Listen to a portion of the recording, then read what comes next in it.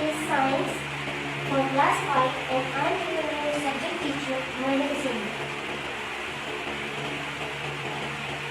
This is your new science book, the Science Awareness Class 5. This is of the Paramount book. The author is Sadiq Hussain Siddiqui. Book contents contain total themes 6, total lessons 21. Teamwork, process of life. Teamwork consists lesson 1, which is about understanding living things. Living things. Now what is living things? What are the features on which we say that they are living things? So all living things have 5 features in common. Living things are made up of cells. They can grow and change. They need energy. They respond to their environment. They reproduce.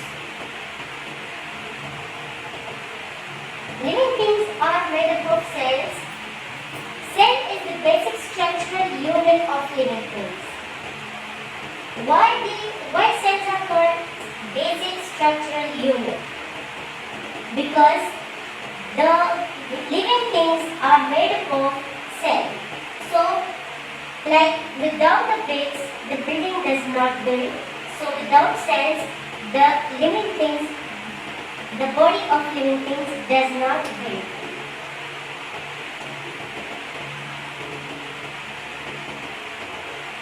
Cells are very small in size. We cannot see them with our naked eye.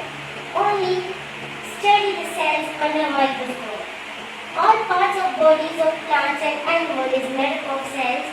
Some living things are too small, so they are unicellular. What are unicellular? Means they are made up of only one cell. For example, amoeba, bacteria. These are examples of unicellular organisms. Some living things are large and are multicellular. Multi means many, cellular means cells. So, those organisms which are made up of many cells, they are called multicellular organisms. For example, plants and animals are the examples of multicellular organisms. Many cells combine together and they form tissue. When many tissues combine together, they form an organ. Many organs combine together, they form organ system. Many organ systems combine together, they form organism. The whole process is called level of organization. From the cell to the organism, the whole process is called level of organization. When number of cells increases, the size of a body increases. The more cells you have, the bigger you are. Puppies grows into dog, birds grow into flower, flower can change into fruit. Babies grow and become younger. Animals can stop growing after some time, but plants can grow as long as they live. You will not grow any taller after a few years, nor will part of your body increases in size. Only plants can keep growing as long as it lives. Cells can grow to a certain size, but living things grow by producing more cells. Cells cannot grow by producing more cells. Cells only grow to a certain size. Living things need energy. The second point is living things need energy. How they need energy? Why they need energy? They need energy to move. They get energy from food they eat. Animals have to find and eat food, while plants can make their own plants cannot move, that's why they can make their own food. The process of photosynthesis is how plant produces food for itself. Plant use carbon dioxide, water and sunlight to prepare their food. They take carbon dioxide from the air and water is absorbed from the soil. The process of photosynthesis is taken place in green leaves in the presence of green substance called chlorophyll. Chlorophyll traps energy of sun for the process. Food is required by living things to grow, to move around and to keep their body healthy.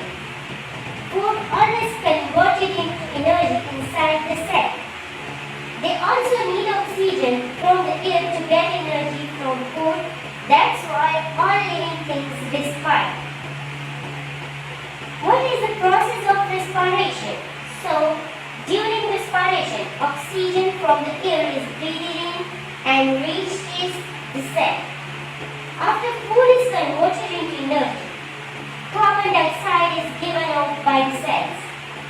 This carbon dioxide is breathed out during expiration.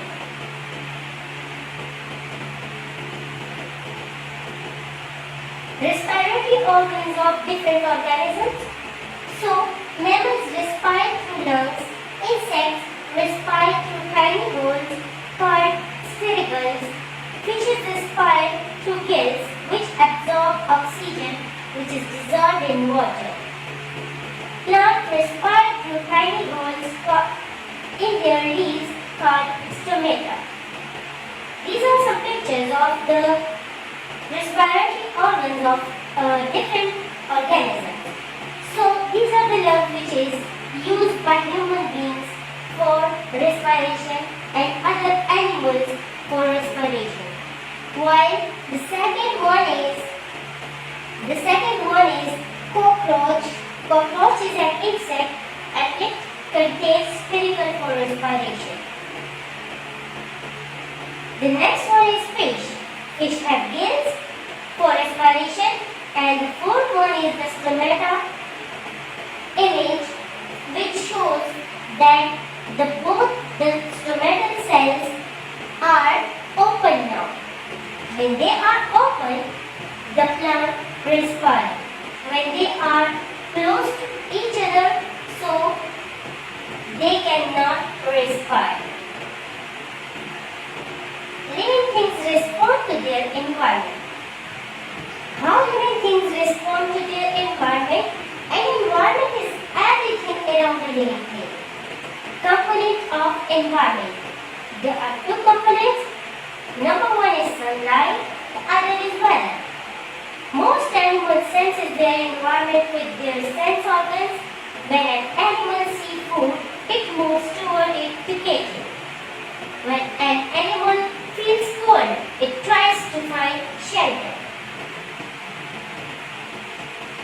Plants do not have sense organs, but they can also feel changes around them.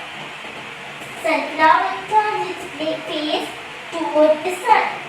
The leaves of the plant, called touch-me-not, can feel something touching them and respond by closing their leaves. Animals respond to their need for food and shelter by moving around in search of food and shelter. While plants do not need to look for food and shelter because they can make their own food and they remain fixed at one place. Living things can reproduce. They reproduce and they form new living things from the old one. So, all living things can reproduce. Reproduce means again, the cycle is repeated. From one living thing, the other is produced. From that, the other is produced. The whole cycle is repeated again and again. So this is called reproduce. All living things can reproduce. New living things can come from adult living things. Animals reproduce by giving birth to babies or by laying eggs, from which babies come out. Most plants produce seeds from which new plants come out.